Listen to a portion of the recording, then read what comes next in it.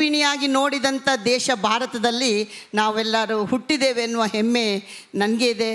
ಅದೇ ರೀತಿಯಲ್ಲಿ ನೀವು ಮಹಿಳೆ ಅಂತ ಹೇಳಿದ ಕೂಡಲೇ ನಿಮ್ಮ ಬಾಯಲ್ಲಿ ಕೂಡ ನಾರಿ ಶಕ್ತಿ ಹೇಳುವಾಗ ನಾರಿ ಸಬಲೀಕರಣ, ಅಬಲೆ ಇದನ್ನೆಲ್ಲ ಎಲ್ಲರೂ ಮಾತಾಡೋದನ್ನು ನಾವು ಕೇಳಿದ್ದೇವೆ.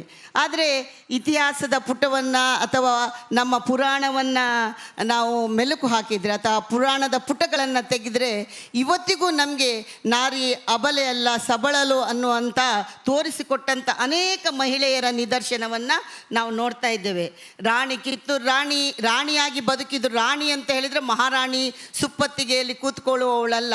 ರಾಣಿ ಒಂದು ದೇಶವನ್ನು ಕೂಡ ಆಳ್ತಾಳೆ. ರಾಣಿ ಹೋರಾಟವನ್ನು ಮಾಡಿದಂಥ ಝಾನ್ಸಿ ರಾಣಿ ಲಕ್ಷ್ಮೀಬಾಯಿ ಆಗಿರ್ಬೋದು, ಕಿತ್ತೂರು ಚೆನ್ನಮ್ಮ ಆಗಿರ್ಬೋದು, ಅಬ್ಬಕ್ಕ ನಾಡಿನಿಂದ ಬಂದಂಥ ಅಬ್ಬಕ್ಕ ರಾಣಿ ಆಗಿರ್ಬೋದು, ಅಥವಾ ಅನೇಕರು ಅಕ್ಕಮಹಾದೇವಿ ಆಗಿರ್ಬೋದು. ಈ ರೀತಿ ಪುರಾಣ ಇತಿಹಾಸ ಪುಟಗಳನ್ನು ತೆರೆದರೆ ನಮ್ಗೆ ಕಾಣುತ್ತೆ. ಹಾಗಂತ ಹೇಳಿ ಅಬಲೆ ಇಲ್ಲವಾ ಅಂತ ಹೇಳಿದರೆ ನಾನು ಒಪ್ಪಲ್ಲ. ಈಗಲ್ಲ, ಹಿಂದೆ 50-60 ಸ್ವತಂತ್ರ ಪೂರ್ವದಲ್ಲಿ ಹೆಣ್ಣು ಮಕ್ಕಳು ಆ ವ್ಯವಸ್ಥೆ ಆ ರೀತಿ ಇತ್ತು. ಅಂದರೆ ಶೋಷಣೆಗೆ ಒಳಪಡ್ತಾಳೆ. ಅವಳಲ್ಲಿ ಹೆಣ್ಣು ಮಗಳಲ್ಲಿ ಎಲ್ಲ ಶಕ್ತಿ ಇದ್ದರೂ ಕೂಡ, ಸಬಲತೆಯ ಶಕ್ತಿ ಇದ್ದರೂ ಕೂಡ ಅವಳು ಆ ಸಮಾಜದ ಪದ್ಧತಿಯಲ್ಲಿ, ವ್ಯವಸ್ಥೆಯಲ್ಲಿ ಅಥವಾ ಮೂಢನಂಬಿಕೆಯಲ್ಲಿ ಸತಿಸಹಗಮನ ಪದ್ಧತಿ ಆಗಿರ್ಬೋದು, ಬಾಲ್ಯ ವಿವಾಹ ಆಗಿರ್ಬೋದು, ಅಥವಾ ಇತ್ತೀಚೆಗೆ ನಿಂತಹ ದೇವದಾಸಿ ಪದ್ಧತಿ ಆಗಿರ್ಬೋದು, ಈ ರೀತಿ ಶೋಷಣೆಗೆ ಕಾರಣದಿಂದ ಇವತ್ತು ನಾವು ಹೆಣ್ಣು ಮಕ್ಕಳನ್ನು ಅಬಲೆ ಅಂತ ನಾವು ಹೇಳ್ತಾ ಇದ್ದೇವೆ. ಆದರೆ ಅದನ್ನು ನಿವಾರಿಸಲಿಕ್ಕೆ ಈ ಸಮಾಜದಲ್ಲಿರ್ತಕ್ಕಂಥ ಪುರುಷರು ಕೂಡ, ಬಸವಣ್ಣ ಆಗಿರ್ಬೋದು ಅಥವಾ ಅಕ್ಕಮಹಾದೇವಿ ಮಹಾಪುರುಷರುಗಳು, ಸ್ವಾಮಿ ವಿವೇಕಾನಂದರು, ಬಹುಶಃ ನನಗೆ ಬಹಳ ಹೆಮ್ಮೆ ಅನಿಸೋದು, ಸ್ವಾಮಿ ವಿವೇಕಾನಂದರು ಹೇಳ್ತಿದ್ರು, 500 ಪುರುಷರನ್ನು ಕೊಟ್ಟರೆ ನಾನು ಸಮಾಜದಲ್ಲಿರ್ತಕ್ಕಂಥ ಕೆಲಸವನ್ನು ವಿಜಯಶಾಲಿಯಾಗಿ ಮಾಡಲಿಕ್ಕೆ ನನಗೆ ಹಲವು ವರ್ಷ ಬೇಕಾಗಿರ್ಬೋದು. ಆದರೆ ಪಾವಿತ್ರ್ಯತೆ ಮತ್ತು ಧೈರ್ಯ, ಬುದ್ಧಿಶಕ್ತಿ ಇರುವಂಥ 500 ಮಹಿಳೆಯರನ್ನು ಕೊಟ್ಟರೆ ನಾನು ಕೆಲವೇ ವಾರಗಳಲ್ಲಿ ವಿಜಯವನ್ನು ಸಾಧಿಸ್ತೇನೆ ಅಂತ ಸ್ವಾಮಿ ವಿವೇಕಾನಂದರು. ಯಾಕೆಂದರೆ ಭಾರತ ದೇಶದ ಪುನರುತ್ಥಾನ ಆಗಬೇಕಾದ್ರೆ ಆ ದೇಶದಲ್ಲಿ ಮಹಿಳೆಯ ಏಳಿಗೆ ಆಗಬೇಕು ಅಂತ ಒಂದು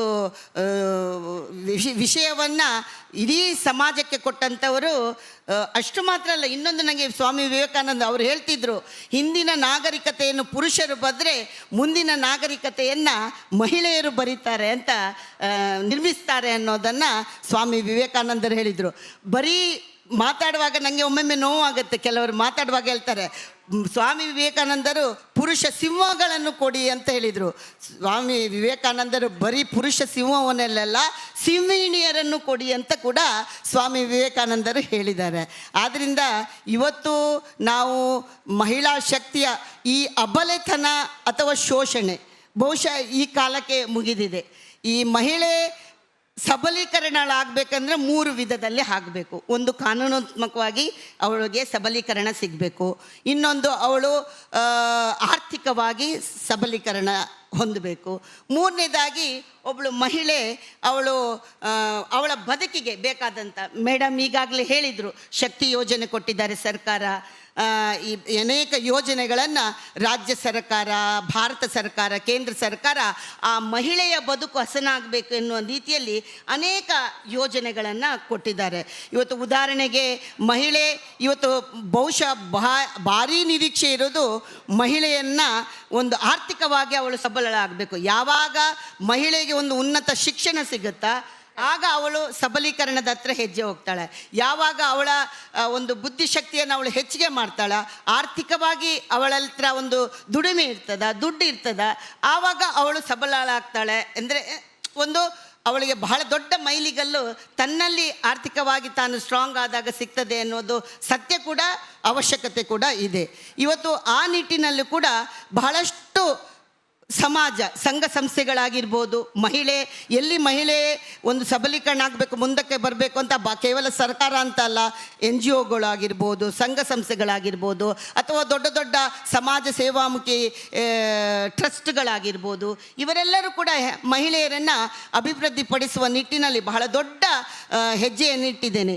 ಈಗಾಗಲೇ ನಮ್ಮ ಸೌಮ್ಯ ರೆಡ್ಡಿ ಅವರು ಹೇಳಿದಂಗೆ ಕಾನೂನಾತ್ಮಕವಾಗಿ ಸಬಲೀಕರಣವನ್ನು ಮಹಿಳೆಗೆ ರಕ್ಷಣೆಯ ಬಗ್ಗೆ ಬಹಳ ದೊಡ್ಡ ಒತ್ತನ್ನು ಈಗ ಎಲ್ಲ ಸಬಲೀಕರಣಕ್ಕಿಂತ ದೊಡ್ಡ ಸಬಲೀಕರಣ ಅವಳಿಗೆ ರಕ್ಷಣೆದು ಬೇಕಾಗಿದೆ. ರಕ್ಷಣೆಯ ನೀವು ಯಾವ ಸರ್ಕಾರ ಬರಲಿ, ಏನು ಮಾಡಿದರೆ ಒಂದು ಕುತಂತ್ರ ಮಾಡುವವರು ಅಥವಾ ಟೀಕೆ ಮಾಡುವವರು ಅಥವಾ ಮಹಿಳೆಗೆ ಅತ್ಯಾಚಾರ ಮಾಡುವವರು ಯಾವ ರಂಗೋಲೆ ಚಾಪೆ ಕೆಳಗೆ ಕೂಡ ತೂರಿ ಆ ಕೆಲಸವನ್ನು ಮಾಡುವಂಥ ವ್ಯವಸ್ಥೆಯನ್ನು ಮಾಡ್ತಾರೆ.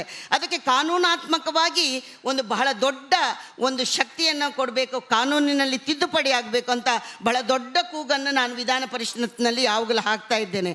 ಒಂದು ಹೆಜ್ಜೆಯನ್ನು ನಮ್ಮ ನರೇಂದ್ರ ಮೋದಿಯವರು ತಂದಿದ್ದಾರೆ, ನಾನು ಒಪ್ಕೊಳ್ತೇನೆ. ಯಾಕೆಂದರೆ ಅವರು ಹೇಳಿದರು, ಅಪ್ರಾಪ್ತ ವಯಸ್ಸಿನ ಹೆಣ್ಮಗಳಿಗೆ ಒಂದು ಅತ್ಯಾಚಾರ ಮಾಡಿದರೆ ಅವರಿಗೆ ಗಲ್ಲು ಶಿಕ್ಷೆ ಕೊಡಬೇಕೆನ್ನುವ ಕಾನೂನನ್ನು ಪ್ರಪ್ರಥಮವಾಗಿ ತಂದದ್ರ ಬಗ್ಗೆ ನನಗೆ ಬಹಳ ಹೆಮ್ಮೆ ಇದೆ. ಯಾಕೆಂದರೆ ಇವತ್ತಿಗೂ ನಾವು ಅನೇಕ ಹೆಣ್ಮಕ್ಕಳ ಅತ್ಯಾಚಾರ ಆದಾಗ ಅವರು ಅತ್ಯಾಚಾರಿಗಳಾಗಿ ಅವರಿಗೆ ಜೀವಾವಧಿ ಶಿಕ್ಷೆ ಅಂತ, ದೊಡ್ಡ ಶಿಕ್ಷೆ ಅಂದರೆ ಜೀವಾವಧಿ ಶಿಕ್ಷೆ. ಆ ಜೀವಾವಧಿ ಶಿಕ್ಷೆ ತೆಗೆದುಕೊಂಡು ಅವರು ಹೊರಗೆ ಬಂದು ಪುನಃ ಉಂಡಾಡಿ ಗುಂಡನಂಗೆ ಓಡಾಡ್ತಾರೆ. ಅದೇ ಅತ್ಯಾಚಾರಕ್ಕೆ ಒಳಗಾದ ಒಂದು ನರ್ಸ್ ಇವತ್ತಿಗೂ ನೆನಪಿದೆ. ಕೋಮಾದಲ್ಲಿ 20 ವರ್ಷಗಳ ಕಾಲ ಅವಳು ಬೆಡ್ ರಿಡನ್ ಆಗಿ ಮಲಗಿದ್ದು. ಇತ್ತೀಚೆಗೆ ಅವಳ ಹೆಸರು ನನಗೆ ಮರ್ತೋಯ್ತು, ತೀರ್ಕೊಂಡ್ಳು.